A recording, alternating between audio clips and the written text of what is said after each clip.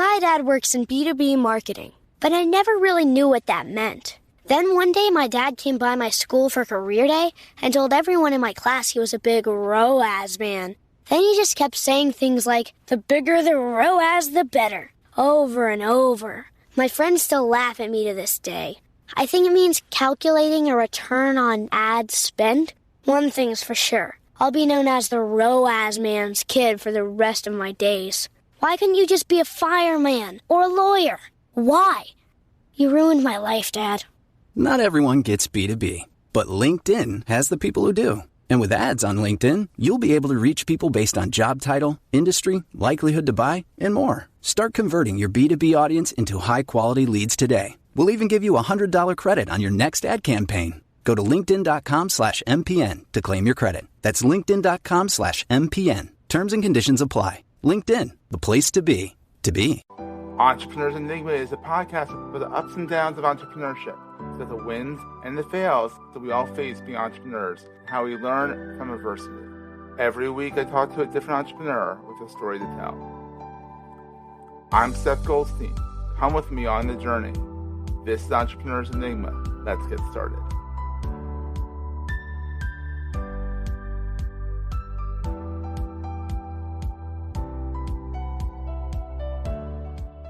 Hey, everybody. Welcome to another edition of the Entrepreneurs Enigma podcast. I am always and still Seth, your host. And today I have John Lester of Attitude Selling. You kind of screwed me up because you have mountains on your website, so I think altitude, but it's attitude. It's clever, though. I like it. Attitude Selling. I like how you put that. But I was like, why am I getting stuck on this? There you go. So you're helping struggling organizations and salespeople become sustainable revenue creators. Correct. Now, I love that because everyone needs to figure out how to generate revenue. And it's not just a matter of getting business, putting money into your business, growing your business. But if you're not creating revenue, you're not investing back into your business, you're investing in yourself. And so you help people do that. So what's your background? How did you find your way into coaching? It's interesting. I remember in high school, and this is we're going way back. We're going way back, and this is kind of fascinating. The more I've thought of it over the years, I think in my entire education, I've had 5 or 6 teachers that made a mark on me. Well, that's a lot for most people. There's that one 4th grade teacher. Right. You've had 5, and I've had 5. And I make this so people understand that have been through this experience and haven't had to go through shock therapy because of it. I started out in Catholic high school. Oh, God help you. Oh, no, it was wonderful. It was the Jesuits. I absolutely loved it. Oh, yeah. I absolutely loved it. And I couldn't do it for a whole lot of reasons just because of the travel time. So I got transferred into public high school and found these 3 amazing teachers in public high school. And I realized the change that they were making in me. And I said, wow, I want to be a teacher. Oh, wow. Because these people were they were exploding my mind at that age and that level. And I said, this is really cool because I didn't wake up like a lot of people do, or a few people do, and say, oh, I want to be a nuclear scientist. I want to be a neurosurgeon. I just didn't do that. I realized I couldn't be a cowboy living on Long Island. I realized, okay, I've got to pick something else. And then the strange part was that, to kind of keep this short, I remember getting the Daily News one morning, and the headline across it was New York City lays off 60,000 teachers. Yeah. I believe that was the headline. Maybe it was something different. But still, a lot of teachers, yeah. Yeah, and so I realized, hey, maybe this dream isn't really what it should be. One thing leads to another. I wind up getting into sales. I wind up not even teaching. I do a bunch of stuff. But I realized that during my time, I'm always trying to help people. I'm always trying to help other salespeople. I'm always trying to explain. I remember one sales guy, one of the best sales guys I ever met. He couldn't get his head around the product that we were trying to sell, so I had to teach him how to sell the product. Oy. Now this is a whole important piece of this notion of how to help businesses. And over time, I started to realize, do I like to sell? I love to sell, but I love to sell from the perspective of helping people. I would get the commission checks and I go, that's great. Who else am I going to help today? As opposed to going, oh, wow, I got the commission check. All right. But I also realized that the more I help people, the better I help people, the better I'm able to relive one experience. I'll tell you one experience. So a commission check comes in the mail. I'm sitting in my house in Jersey City, and I look at the commission check, and I look at my mortgage statement. And I realize that I can swap them. Stroke of a pen, I can pay off my entire mortgage. Nice. Yeah. Well, that's when things are right in sales, I don't think there's a better job in the world. No. Yeah. But you have to make everyone's it right. happy. The customers are happy. The company's happy. And because the company's happy, you're happy because hopefully they're compensating you correctly. So bring us back real fast to COVID. Yeah. What happened? And I've been very successful in sales, especially large account sales, Fortune 2000 type accounts, selling primarily financial services firms, technology, getting them to understand the technology, getting them to understand how the technology is going to help them achieve their problems. Yeah. So COVID shows up, and I'm sitting thinking about COVID and a lot of it afterwards, and realize that 95% or so, and Seth, this is just numbers out of my head, so I don't want any of your listeners calling up and going, don't write these down. Don't write these down. Don't write these down. We're going to take a quick break, hear from our sponsors, and get right back to the show. My dad works in B2B marketing, but I never really knew what that meant. Then one day my dad came by my school for career day and told everyone in my class he was a big ROAS man. Then he just kept saying things like, the bigger the ROAS, the better, over and over. My friends still laugh at me to this day. I think it means calculating a return on ad spend. One thing's for sure. I'll be known as the ROAS man's kid for the rest of my days. Why couldn't you just be a fireman or a lawyer? Why? You ruined my life, Dad. Not everyone gets B2B, but LinkedIn has the people who do. And with ads on LinkedIn, you'll be able to reach people based on job title, industry, likelihood to buy, and more. Start converting your B2B audience into high-quality leads today. We'll even give you a $100 credit on your next ad campaign. Go to linkedin.com/MPN to claim your credit. That's linkedin.com/MPN. Terms and conditions apply. LinkedIn, the place to be. You may know you're listening to this show along the Marketing Podcast Network, but did you know there are other great shows on MPN to help your business? Christy Heiler hosts a fantastic podcast called Own It. Christy, tell us more about the show. Own It is all about celebrating women and non-binary advertising agency owners. We talk about buying out of the Boys Club of advertising because less than 1% of ad agencies are owned by women. And where can people subscribe? You can find the podcast at untilyouownit.com. We're also on the Marketing Podcast Network at marketingpodcast.net. And of course, you can subscribe wherever you get your podcasts. You heard her. Go subscribe. Yeah, it's the concept that 95% of people in this country, because I'm not going to speak for anybody else, really don't want a lot. All right. We want to be able to get up in the morning, hug the kids, hug your wife, get some breakfast, go to work, have a reasonably decent job, have a little bit of respect, have some good people, go home, grab a beer on the way home, come home, play with the kids, hug your wife, go to bed, and do it all over again. We don't really want a whole lot. And, for all the gurus out there that are telling everybody, oh, you've got to be self-actualized, you've got to do, screw it. Most people just want a happy lifestyle. Yeah. That's all. Okay. But because of that mindset, what they don't do is they don't really spend time and energy understanding, are they adequately equipped to be in the top 20% of what they do? Because the top 20% in any business don't look for a job ever. Yeah. They don't. Either they don't leave and they're happy where they are, or they get handed the next opportunity. Or they get poached. Yeah. Okay. So what happened in COVID was a lot of people like that who just want to come home and hug the kids got dropped from jobs because the business couldn't sustain itself. And the reason the business couldn't sustain itself was because it didn't have a optimized sales process. Oy. Yeah. Now, makes sense. Some businesses could not survive. The cruise ships could not survive. Honestly, did you see what happened at the beginning of COVID? How they were stuck in the harbor with people with COVID. That was a disaster. Oh yeah, but also look at all of the associated businesses and services, like all the catering, all the cleaning, all of these kinds of things. All of these businesses went down. But if you really looked, a number of businesses figured out what their core assets really looked like, and they were able to shift the business. So if anybody's interested in this topic, I'll give everybody a hint. This you can write down. Look up a essay, because it's only an essay, it's not a book, Wow. by a fellow by the name of Theodore Levitt. Oh, I've heard of this guy. Yeah. And the name of the article is Marketing Myopia. And it was written in the 60s. And it is So it's a little dry. It was, yeah, but it was.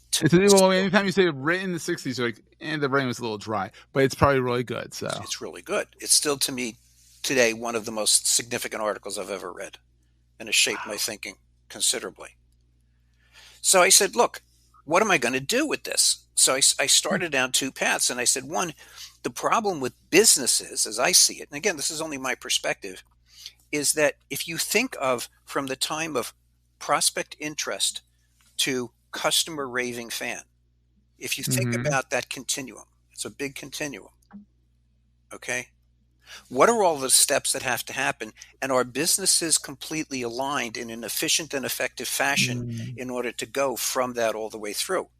Or do businesses, do they say something in their marketing that's different than what their salesperson says? Does the salesperson say something different than what the implementation person says? Yeah, alignment is everything. It's everything.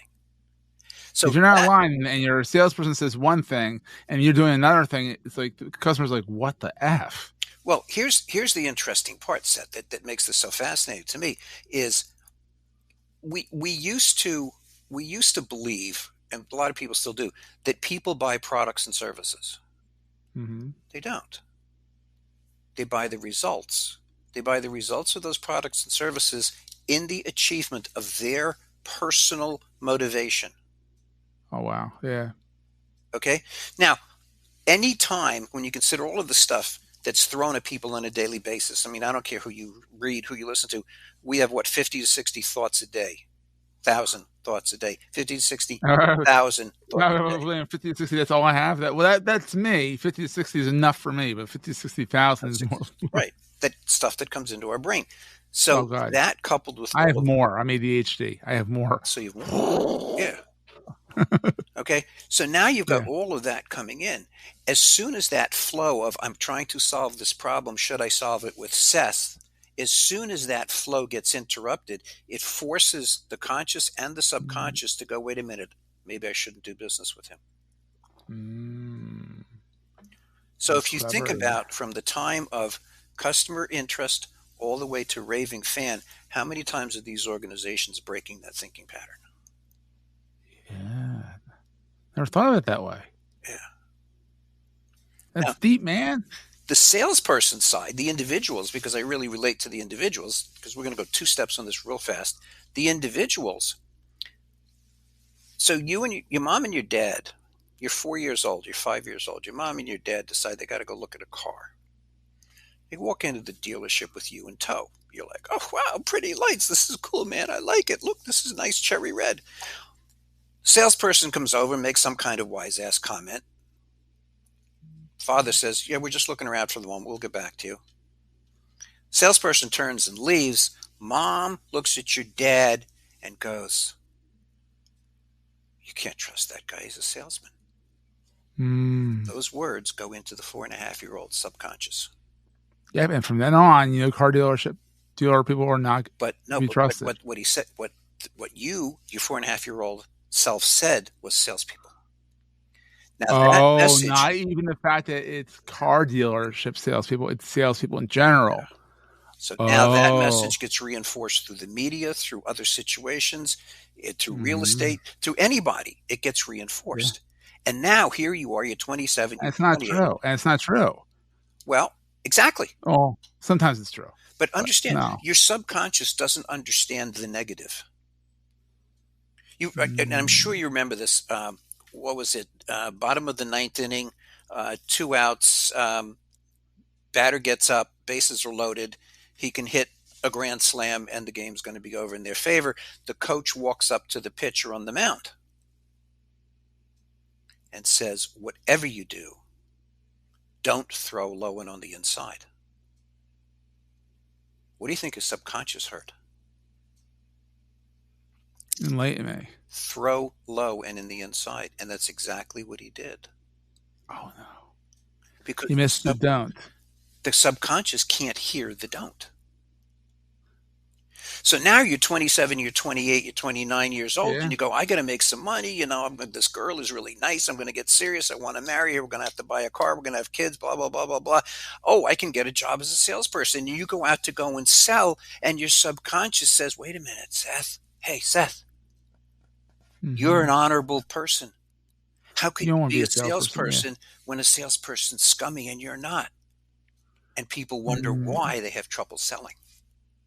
Mm-hmm. So there's this whole relationship in your brain about what you think of sales relative to yourself. There's a relationship with what do you think about sales relative to your prospect? And there's all sorts of things people think about prospects.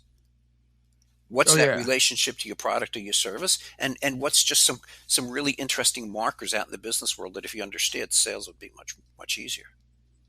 Absolutely. And then the wave comes. And now we've seen in the past 18 months more white-collar layoffs than we've ever seen in the history of the United States. I know. And for the first time, the vast majority of layoffs are white-collar, not blue-collar, because you and I lived through the blue-collar layoffs. Yeah. Now it's the white-collar. So what happens? It's a shock. And this is what's really fascinating. So take the story of the salesperson. What happens now? Somebody's been working for Google or for Yahoo or for LinkedIn or any of these companies. It doesn't really matter. 20, 30, 40 years. And they go, I can't go back to corporate America. One, I've been screwed, and two, they're not going to hire me back. All right?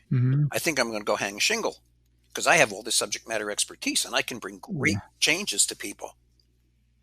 And they take this technical, subject matter, rational, logical, objective stuff and they walk into you and talk about it. And you go, let me get back to you, because they never made the personal connection, because they don't understand that sales is an emotional game. It's a trust game. It is. But people come out of corporate have never been trained. And so that's where you come in. That's where I come in. Because you've done the corporate. I understand what it takes to buy, and I understand what it takes to sell. That's good, yeah.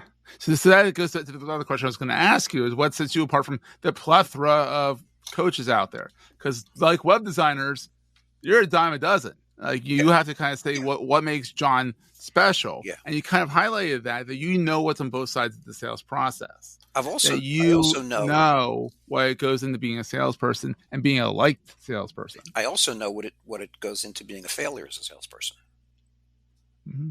Because I've been in wrong situations, bad situations. I've failed. Look, I'll admit it. I failed. Yeah. Okay. Nothing wrong with failure. Nothing wrong with failure. It's a chance to learn. But when you grow up in the world of technology, the turnover in technology as we got into the 2000s just accelerated insanely. Honestly, the technology itself has accelerated in the past 3 weeks faster than it's done in 3 years. Correct. You blink and it's like AI this. And I'm like, whoa, slow down. Right. So I understand where the failures occur and why the failures occur.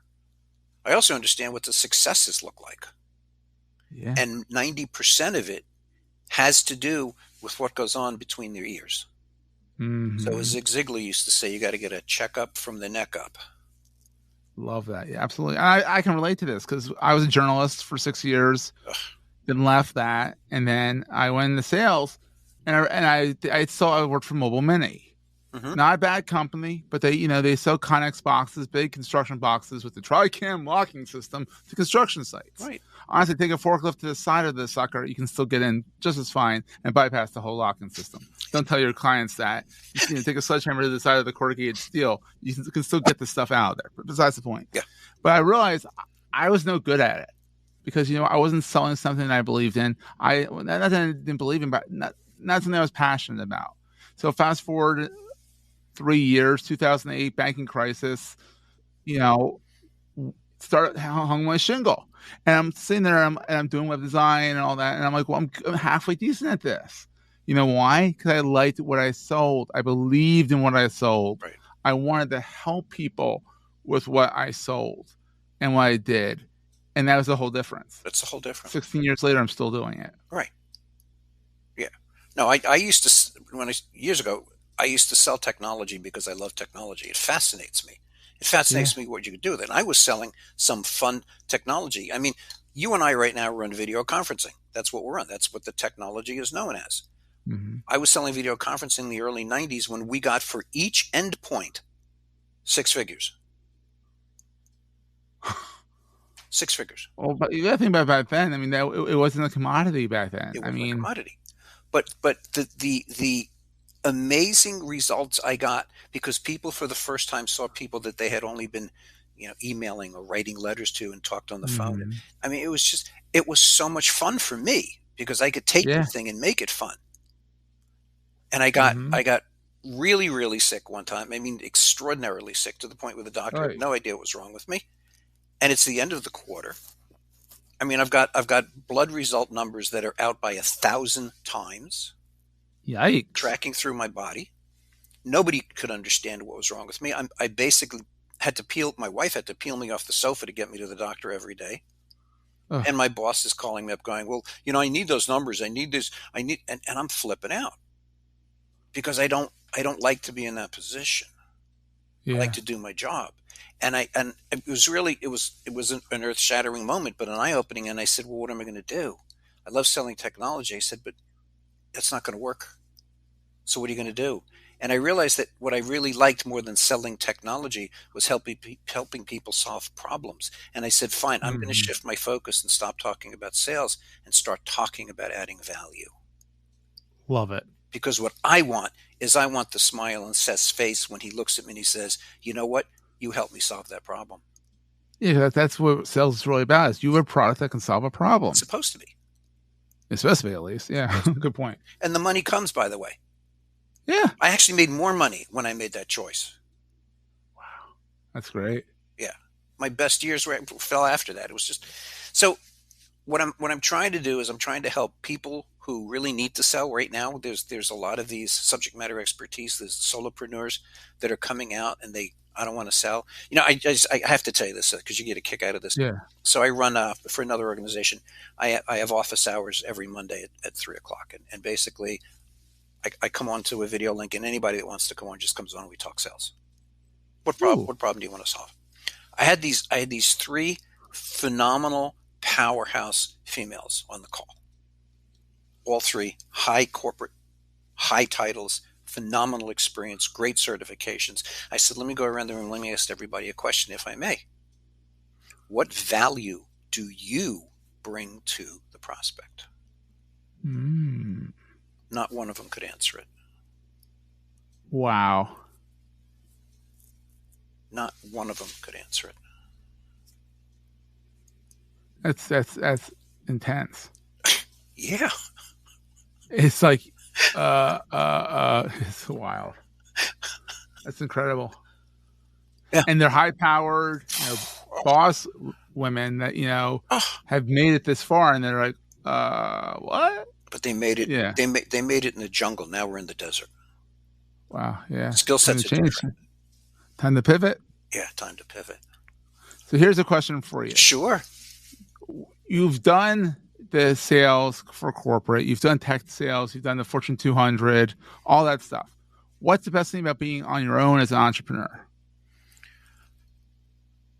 I shouldn't say this. I have a very, very, very different perspective than everybody else. And everybody right now is saying, oh, you can't work for the man. You can't work for corporate. You can't do this. You can't do that. Let me tell you something, folks, ladies and gentlemen. All my trips to Hawaii, all the free money, all the first-class accommodations at Four Seasons hotels were all paid for by large corporations. Mm-hmm. Okay? I live in arguably one of the top 10 towns in the state of New Jersey. Okay? The garage is full. Right? My wife doesn't want for anything. And I don't care if it's clothes or jewelry, whatever. I love her dearly. And if I can do anything to help get her what she wants, all of that occurred because I worked for a corporation. Mm-hmm. Here's the secret. When you're blowing your number out and you're one of the top 5 people, when you're contributing over $5 million a year to an organization, you don't have the problems that everybody complains about. It's so true. So I can't sit here and bash corporations because I've also been royally screwed over by 3-person companies and 2-person companies. I find that you get screwed over more. You're more of a number of the corporation, but they don't screw you over per se. You're just a number a lot of the time. Whereas when it's 2 or 3 people screwing you over, it's personal. Yeah. Even if they don't want it to be personal, it's personal, or it hurts like it's personal. So I will tell you this one story because to me this is very important. Yeah. So back in the early 90s, as I said, when I was selling video conferencing, we were still trying to get uptake on the technology because, six figures per endpoint, and you had to have 2 endpoints. You're going into a corporation, ask for $250,000 before you start. Yeah. Okay. And I don't know how or why, but a New York City public school teacher got in touch with me and she said, "Hey, look, I'm trying to do a project. Maybe you can help me." And I said, "What?" And what was going on was that we had, in order to demonstrate this, you had to have the second point, and you had to have a second point that was always available when you wanted to do a demonstration to a prospect. Mm-hmm. So we had found out that there was a facility, it was an aquarium down in Florida that had a shark tank, and they had the camera on the shark tank, and with the video systems as they were set up, if you called, the system would answer regardless if there was somebody there. That's the way they were set up. So we could call the fish tank in Florida and show somebody what it looked like, what the video quality looked like, because you had movement in it, etc. And they were happy to let us do that. So she calls up and she goes, "I've got all of these little kids, and we're going to do a camp out under the great whale at the Museum of Natural History. And if anybody doesn't understand, it's a life-size replica of a great whale." Which is a big-ass whale. It's a big-ass whale. And it's suspended from the ceiling. Mm-hmm. And she's bringing in all of these kids underneath, and they were all going to camp out overnight underneath the whale. That's awesome. She said, "Could you bring video and could we turn it onto the Shark Tank?" Now, most people go through layers upon layers upon layers. Can I do this with the system? Dude, I was one of the top sales guys. I'm like, "Here's what we're doing." They're like, "Okay." Yeah, because you bring the results. It's good, and it's good PR, and they trust you. Right. So if anything, you're almost like an entrepreneur in the company. Correct. Because you are doing your thing. So to go back to the question, you've done the best thing about being an entrepreneur inside the corporation. Now, what is the best thing now that you're out and helping other people figure stuff out? Because now if I ask a question that says, "What am I trying to accomplish? When am I trying to accomplish it? Are you telling me the truth?" I ask that of myself. And excuse my French, but I don't get some kind of BS answer from somebody who doesn't even understand the question or want to understand the question. It's amazing how many people I've spoken to, and I said, "Okay, you're business owners." And I said, "Let me ask you the first question." I said, "What is your exit strategy?" 85% have no idea what I'm asking. I'm included. Yeah. How do you make strategic decisions if you don't know what your exit strategy is? That's very true. I said, "What are your values?" That's like speaking Russian to most people. Because they don't sit down and think about it first. Right. That's my point. Values I can give you. Exit strategy I can't. Because my thing with my business is that I'll do it to the day I die. But that's your exit strategy. I die. You die. But you know what's going to happen to the business when you die. Yeah. Either it's going to get, held in trust, or it's going to be given away, it's going to crumble, whatever the case might be. But at least you understand that. At least that's a decision. Yeah, that's true. Okay. So you don't know. So you say, "Oh, I'm going to grow this company forever because I'm really proud of it and I like it." Fine. If somebody walks in the door and gives you $100 million, what are you going to do? "I'll sell it." Well, then you haven't thought through your exit strategy. No. Then how do you set up a strategic plan? How do you know how long you should be making decisions for? Mm-hmm. And the same thing holds true when we start to talk about what is your marketing message saying to your prospect? Is that carried through to sales? What are you trying to convey? Are you trying to convey trust? Are you trying to, there's so many little factors that actually don't take that long to think about. It doesn't. It's just, you just have to realize you have to think about it. Yeah. And that's what I try to do, is to help people think about it. Hey, have you thought about this? No, I didn't know I had to think about it. That kind of thing. Yeah. So on the flip side, because before the call, I asked you how business was going, and you're like, it's a little slow right now for external circumstances and whatnot. What keeps you up at night as an entrepreneur? The only Or does nothing keep you up because you sleep very well? from this perspective, I sleep pretty well. I'm always curious about, how am I coming across? What kind of a mark am I going to make? You get to a certain point in your life and you start to think about, um, how long am I going to be spoken about after I'm gone? Your legacy, yeah. Well, because there's there are two times you die. One is when you physically die, and the second is when the last person says your name for the last time. Mm-hmm. How long does that second time last? And then there's the real one that does keep me up, and this is the definition of death.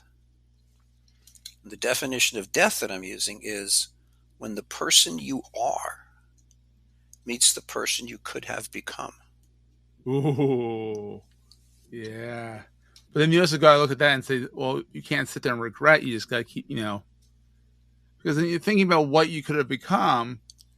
Is kind of looking back. Well, what did you become? That kind of thing. Well, but it says, to me, it's the same as the parable of the three servants and the 10 talents.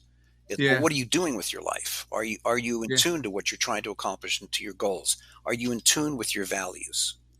Are you practicing those? Because we really should be thinking about that every day. Mm-hmm. Especially if you got kids. Oh God, yeah. I have a kid upstairs who's currently sick right now. So when this podcast comes out, he won't be sick. But viruses are abounding nowadays. So he's 11 years old, and of course he came home with a virus. So go figure. So here's the big question. Sure. What is the most important thing to carry with you all the time? You can go as woo-woo as you want to go on this. The way you react to life is all based on what's up here. And you are the only one who has control of that. Mm-hmm.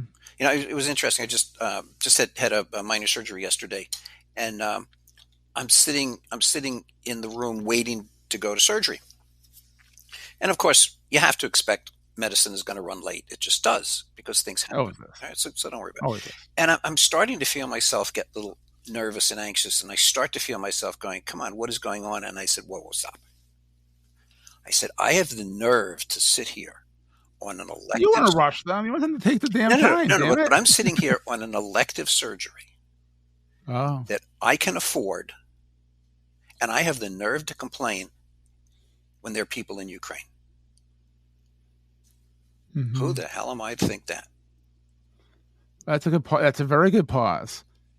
And it brought you back down to earth saying, all right, another 10, 15, and then before you know it, you're out and you're running home and you're fine, You're fine. So what I'm trying to say to people now is, we are being manipulated, and we have been manipulated for quite a while on both sides, however you want to frame this. And I'm not going to say one side is right and one side is wrong, but we are being manipulated. And the reason we're being manipulated is because the more fanatic anybody is about any subject, the reality is the more money they spend in support of that subject. Mm-hmm. So this is all a money game. Oh, everything goes back to money. The root of all evil is money. So before you get all, up in arms about subject X or subject Y, stop and think a minute. What am I really getting upset about? Am I adding to the confusion, or am I adding to the common sense? Mm. You're either part of the problem or you're part of the solution. Amen. Okay. So calm down, chill out, go hug somebody, and look at life again. Love it. That's all. So, all right. So where can people find you online if they want to get more of this wise wisdom from John Lester? One of the things I would suggest, if they like, is go buy this on Amazon. Yes, winning the inner game of sales. It is it was written as a 60-minute read. Ooh, I like that. Okay, it's not that long. There's some good common sense in there, which is really how I like to approach things. There's some great quotes. I love quotes. Start from that perspective, and then go check out the website, attitudeselling.com, and you'll see. And admire the altitude of the mountains. Altitude of the attitude. There you go. It's attitude selling. That's attitude selling. And look, it's troubling times. Reach out to me. We'll chat. Absolutely. You're very accessible. Very accessible. You're a good chatter. You're a good kibitzer. So that's a good thing. Appreciate that. But John, this has been so much fun. We could go on for hours, I'm sure. Yes. But guess what? So my one question for you. Oh, you got a question for me? Yay. What are you guys going to do about Jason? Kelsey. Oh, yeah. Yeah. Sorry, man. Rub it in. Sorry. But, honestly, yeah, how many games did he do consecutively? The guy deserves a break. And his younger brother, that's one thing I love about Jason, is that he's like, yeah, we lost to the Kansas City Chiefs in the Super Bowl. This is coming from a guy who doesn't really watch sports ball at all. But, still, I appreciate a good game. But then, even then, he hasn't announced his retirement, so for all intents and purposes, he's still an Eagle. Or, as we say down here, an Eagle. Right. And he still's like, screw this, I'm going to go cheer on my brother. We're not playing right now. He rips his shirt off, cheers like a complete banshee, and that's brotherly love right there. That just shows what kind of guy he is. Exactly. That he's a big teddy bear. He'll fly coach and, sign autographs all the time. I mean, he is the best part of Philly, in my opinion. Besides the cheesesteaks. Yeah. Dallas Sanders is the best cheesesteaks, in my opinion. And I'll fight people on that. So. Well, on that note, thank you, sir. We will see everyone next time. That was a great show. If you're enjoying Entrepreneurs Enigma, please review us in the podcast directory of your choice. Every review helps other podcast listeners find our show. If you're looking for other podcasts in the marketing space, look no further than the Marketing Podcast Network at marketingpodcasts.net.